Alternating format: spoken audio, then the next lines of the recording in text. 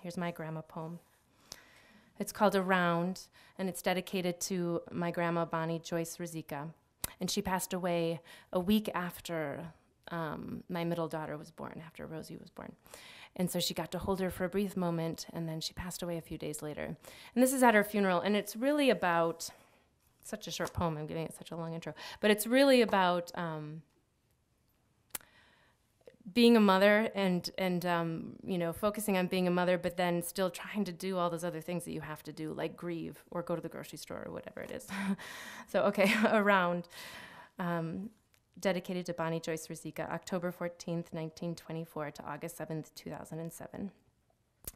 The baby is dressed in an ivory frock dotted with violets. The old ladies pass her around, their skin tinged like spilled tea. Freckled lilies encircle the coffin of satin, and death looks like too much powder. The baby extends one arm, one fist, and slowly uncurls each doughy finger. A gesture wanting something from me, I think, or perhaps it is the open, clean palm of an offer.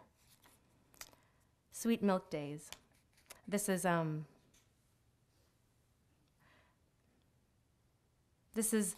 how magical each mother feels having their baby, and then remembering how boring it used to look like when you weren't a mom, looking at someone else. That's really what it's about. Sweet Milk Days. Inside the snow globe, I rock the baby, my feet on a braid of oval rug, and we are translucent in lamplight that catches the dust floating in the room and around my hair. Everything smells like milk. Even the winter sky is the color of milk.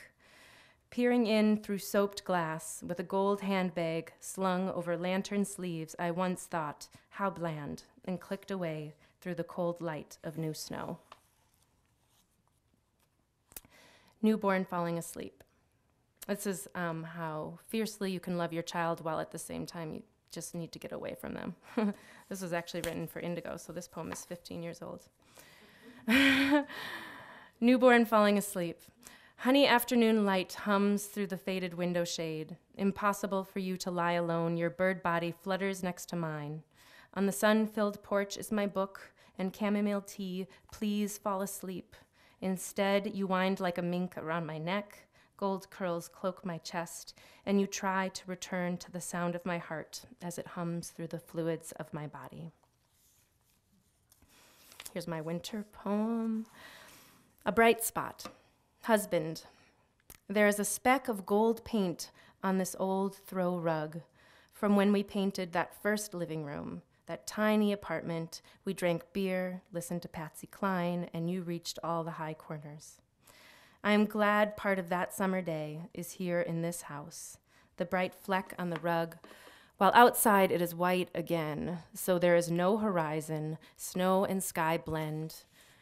We sit here eating bowls of blueberries and strawberries. The bright juice stains the yogurt as we watch out the window, more and more snow fall.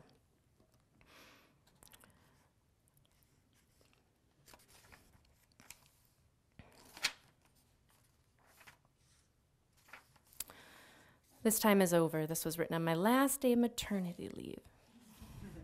This time is over. The metal scoop in the flour, the open newspaper by the bed, the pink rubber duck floats in the morning bath. We trace the shapes frost makes on this side of the pane. The silver lines crochet our images together. The watch is still in the drawer. Today, the slanted sun could mean mid-morning or late afternoon, but the red flag is up on the mailbox, and even in the snow, the bell on the door clangs. Raccoon. After Rosie was born, there was all this flooding. I don't know if you remember in 2007, it was like the fall, and there was just tons of rain, and it just kept raining and raining, and there were all these raccoons that were coming out in the day. Does anyone remember this? Like, they're just raccoons. I remember because on the playground there were raccoons. So they're just, and raccoons don't usually go out during the day. So anyway, this is, and they couldn't go home because their homes were all flooded. And Raccoon. Coming home, the screen door bangs behind us. Ripped bags of groceries spill lettuce and French dressing to the floor. A handbag, sunglasses, a diaper bag full of spit-upon clothes, and a crying baby I can do nothing but hand by the armpits to her father and walk back out the door. In the fresh air, I release my hands from my hair, walk in the middle of the street, then down the tracks, tippy and tired, an S-curve of a walk, taking in the jagged breath of the weary. A raccoon looks at me with the bandit mask of a costume ball. The second one I have seen in broad daylight this week. Possible distemper, I am told. Flooded from their homes, careful. They may feel brave and loopy. They could be dangerous after trying to go home and finding it so different from what it was. A message. Rain pours down in sheets. The bird bath is flooded. The streets are flooded. When it stops, it is quiet, a yellow kind of quiet. I fold a small paper boat with half of a poem and a toothpick as the sail. I place it afloat outside my front door.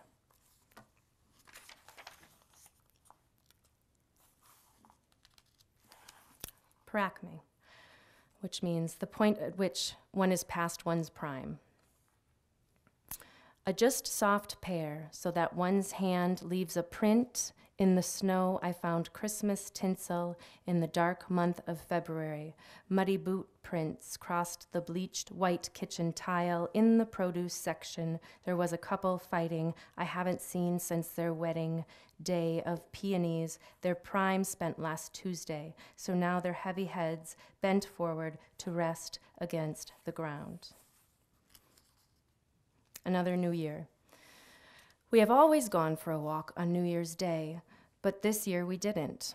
I could scratch the frost on the inside of the window. We move around each other in the winter light, but our eyes are on the floor.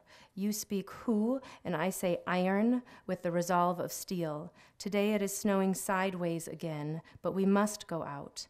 This time you take my hand and tuck it inside your elbow. You close the car door, careful that the hem of my skirt is on the inside. Greener Grass. This is one of my favorite poems I've ever written. It just, one of those poems that just comes together. And I knew it because when I read it in poetry group, at the very end, Cynthia goes, oh. Greener Grass. I spent a lot of time moving the glassware around the top rack, trying to make it all fit. Outside, I noticed the earth has thawed. The garbage hidden under the snow is now exposed. A beer can, a lost piece of mail, a styrofoam package from ground beef, and I see the fat robin, and he, of course, has something dangling from his mouth. And I know it will be trash, something not natural caught in his beak, something that will later seep into my dream, the robin with the green plastic straw or the Christmas tinsel. But no, in fact, it is a worm. He has just plucked from the sidewalk. And I am somehow amazed that robins still go about this business of eating worms in the spring.